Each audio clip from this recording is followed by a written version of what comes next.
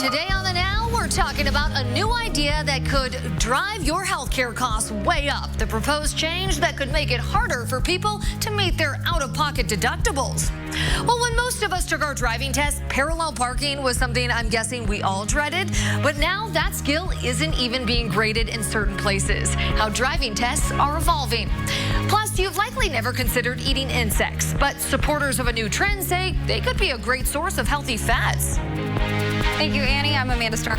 You're watching The Now, Indy. A 10-year-old Fisher's girl is moving like she hasn't lost a beat after undergoing multiple surgeries and surviving a 4-year fight with a rare kidney disease. RTV6's Troy Washington is working for you to explain the miraculous story of how a donor made it possible for her to dance again.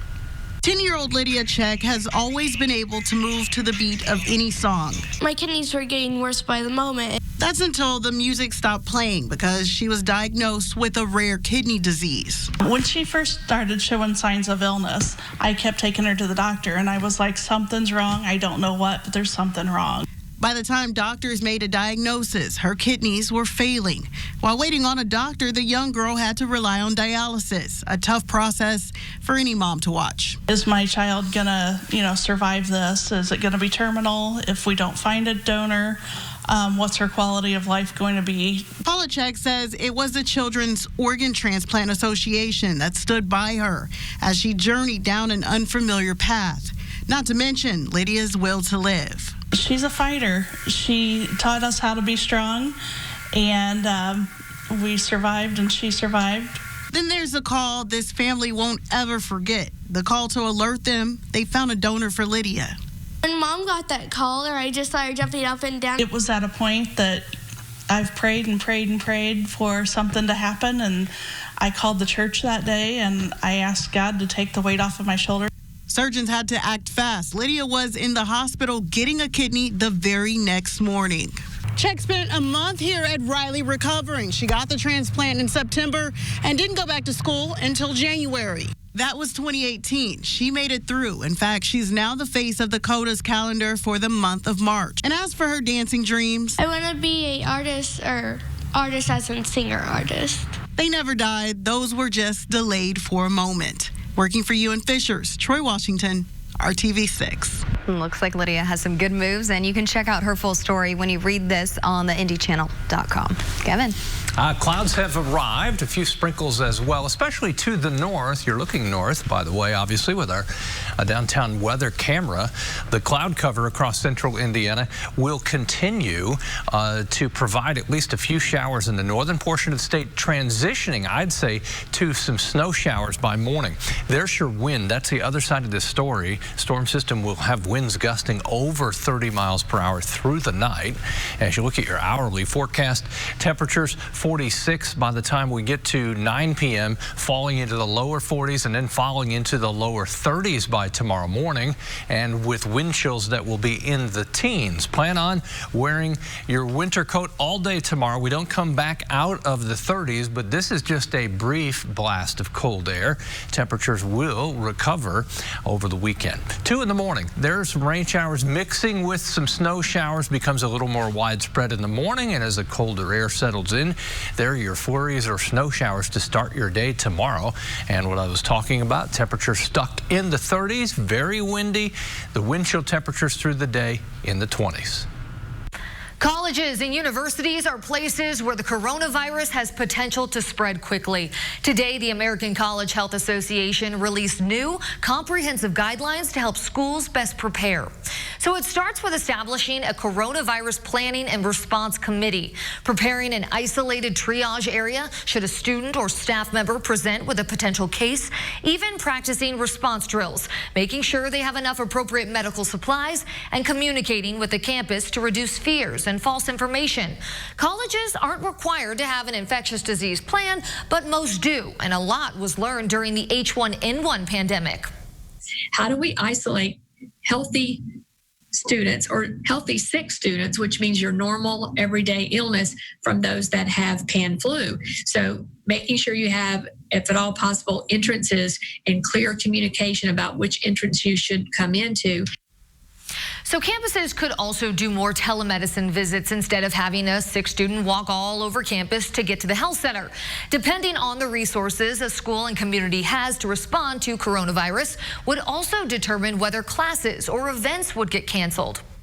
I think right now, a lot of colleges and universities are looking at how can we provide academic options, doing it online, possibly going through Zoom.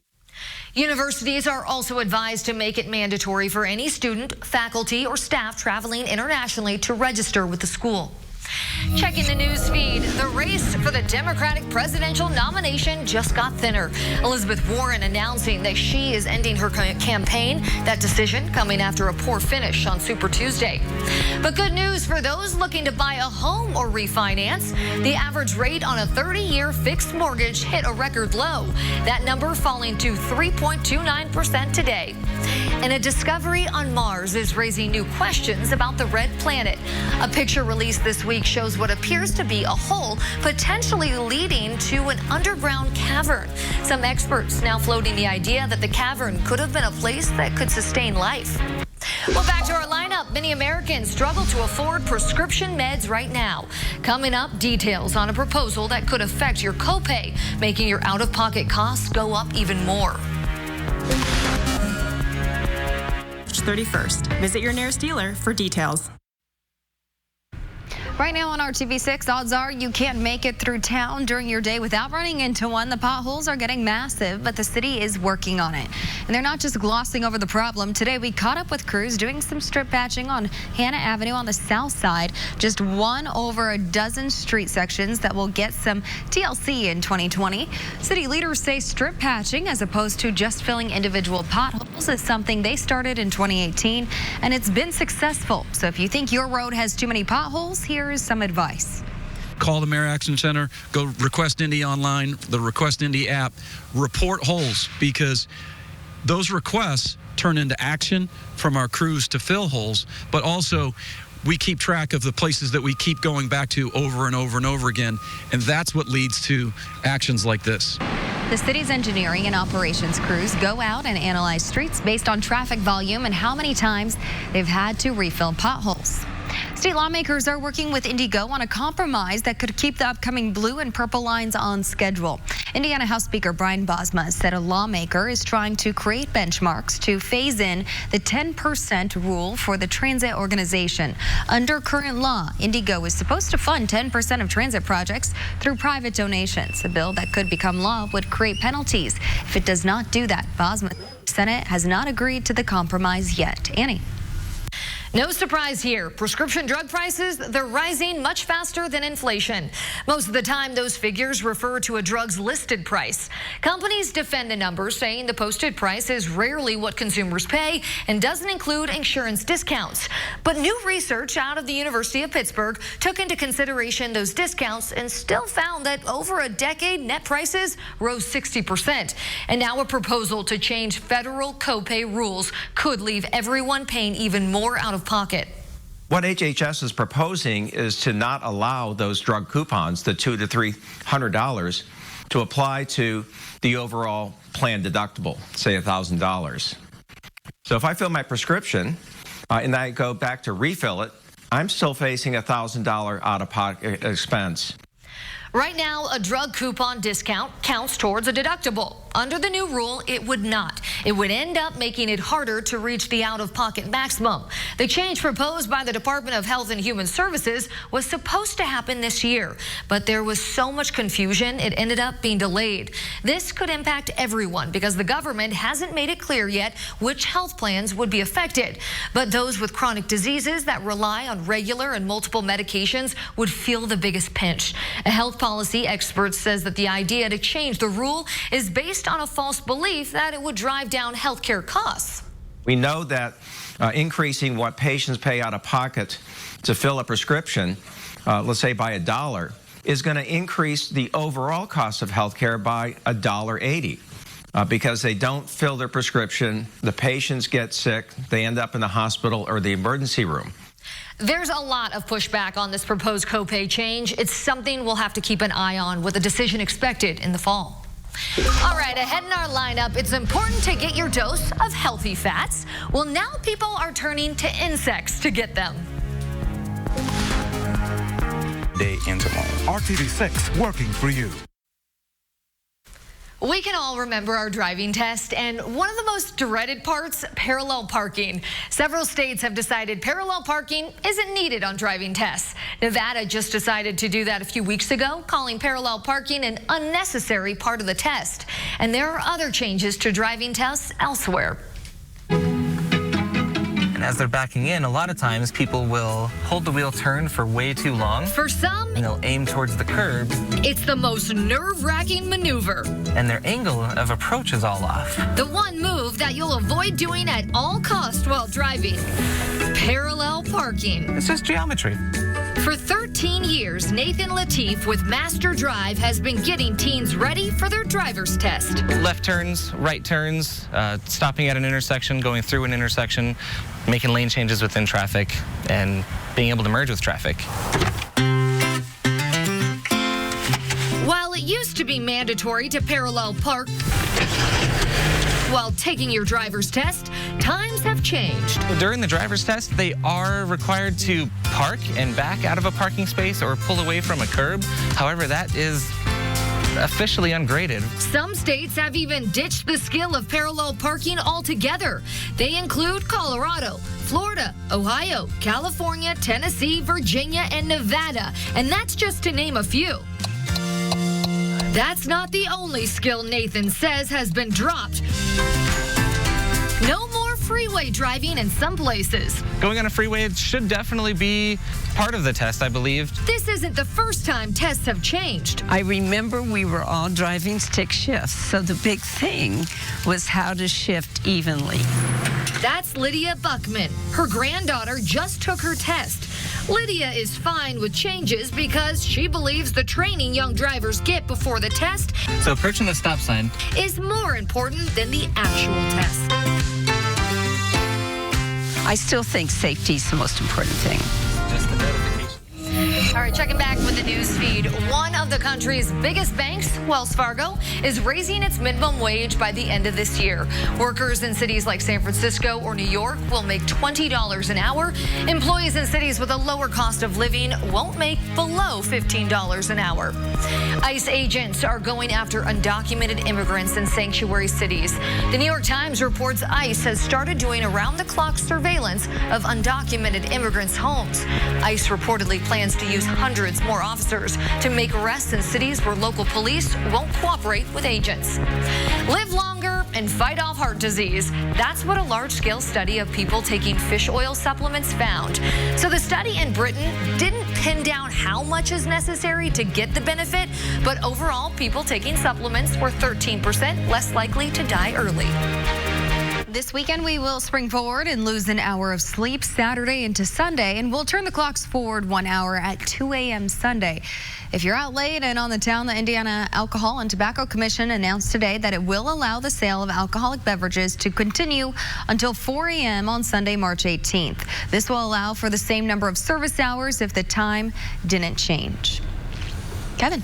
Temperatures will be on a spring, too, from the 20s. As far as what it'll feel like tomorrow morning, all the way up to 60 by the time we get to Sunday. That cloud bank that we were talking about, you can see in the western sky some clearing as the clouds roll through, and then eventually come back as we get to later tonight. Some rain showers, flurries expected overnight and for your Friday morning. Temperatures in the 30s tomorrow. That's it. We don't warm up beyond that. The wind gusts will make it feel much colder. This is what I'm talking about. You can see it's a fairly narrow area of clouds from through the metro area to almost the state line then, and then we get a little break. But eventually, with the colder temperatures sweeping in, we'll have the clouds return and a wintry mix overnight. You had some showers in Peru. They're headed toward Huntington, to the north and east toward Fort Wayne. Marion, you'll still have some showers. Eastern portion of Howard County and Tipton with some showers, maybe even down to Cicero, Morse Reservoir as well. Temperatures are still mild. I'm talking about colder temperatures. You won't feel that until tomorrow morning. That's when it'll be the noticeable change. Almost 60 degrees to the south. Temperatures will continue their fall gradually this evening. 43 degrees at 10 o'clock. o'clock. We've got these evening showers for a couple of hours. Then we wait until the early morning hours for some precip to return. That would be rain showers mixing with some flurries and snow showers. 7 a.m. tomorrow. By the time we get to mid-morning, we'll continue to see circulation around this, and then temperatures stay on the cold side. Your 4-day forecast coming up. People are bugging out over a new way of eating. Scientists are experimenting with insect fat and say it could be better for you than butter. Kai Beach has the story. No, fat is not the enemy, and that's such a common misconception. Annika Duden is a big fan of fat. All kinds of fat. We are cooking some pasture-raised eggs in some grass-fed butter. Depending on her day, this nutritional therapist says she consumes up to 60% of her calories from fat. Fat, to start off, fat does not make you fat. Here's the truth. It's actually the sugar and the carbohydrates that contribute to the adipose tissue, or what we call body fat. First, I thought it was a little weird, but after doing some more research... Now this fat lover is seeing a new trend in the fat game. Insect fat. Well, it sounds gross, right? It kind of is weird, but I can't really be one to say that because I am personally a fan of cricket protein powder. So if we're going to use the insects for another purpose, I think it's great. And so do many others. Across the world, there's more people experimenting with getting their essential fats from insects. Belgian researchers from Ghent University discovered that fat made from the black fly larva is a more sustainable and environmentally friendly option compared to its dairy version, and that insect fat actually makes a pretty good substitute for traditional butter. This is the sausage, yes, right here. Americans are catching on and taking notice about using insect fat. So those are Chinese black ants. They're very flavorful, very lime citrus forward. Jonathan Sanchez is the sous chef at Linger Restaurant in Denver, Colorado. He says of all the options on the menu, there's one dish that sticks out the most, a meal made with crickets and ants. When I first started here, I thought it was really interesting that we served bugs, but I've grown to like them a lot. The ants are probably one of the most flavorful things I've ever cooked with and had. And so do many customers. It's really good. It's got like a curry spice. There's crunchy in it. It's curry. Super crunchy. Food scientists say more than 2 billion people eat insects every day across the world. And this interesting diet is catching on in America. I'm Kai Beach reporting. Thanks, Kai. Well, your smartphone might be making your headaches worse. That's according to a new study out of India. Researchers looked at 400 people who suffer from migraines or tension headaches. They found the use of smartphones did not cause more headaches, but it was associated with more severe headaches, enough to require pain relievers. Well, Christmas could look different this year in California thanks to a new gig economy law. It was meant to help freelance employees like rideshare drivers get benefits. Many of Santa's helpers are also freelancers, working as independent contractors. And now many of these men who have worked in their own communities for years are being told they are being replaced by out-of-state Santas because agents can't afford to hire them as employees. And just to put somebody in the seat from another state that doesn't have any connection to the community, doesn't know the children, doesn't know what's going on, and that's what they're being forced to do in order to address and get and evade or stay in business with this stupid law. To go out of state without my dog, living in a hotel, no life in that. The Fraternal Order of Real Bearded Santas is hoping the new law will be struck down by voters, the courts. Officials say malls or stores could contract with Santas directly as independent contractors. But some Santas say they don't have the skills to run their own business. Well, next in our lineup, how politics is changing emotions and first impressions when it comes to dating. A new tool to better match people, and at what point political views no longer matter.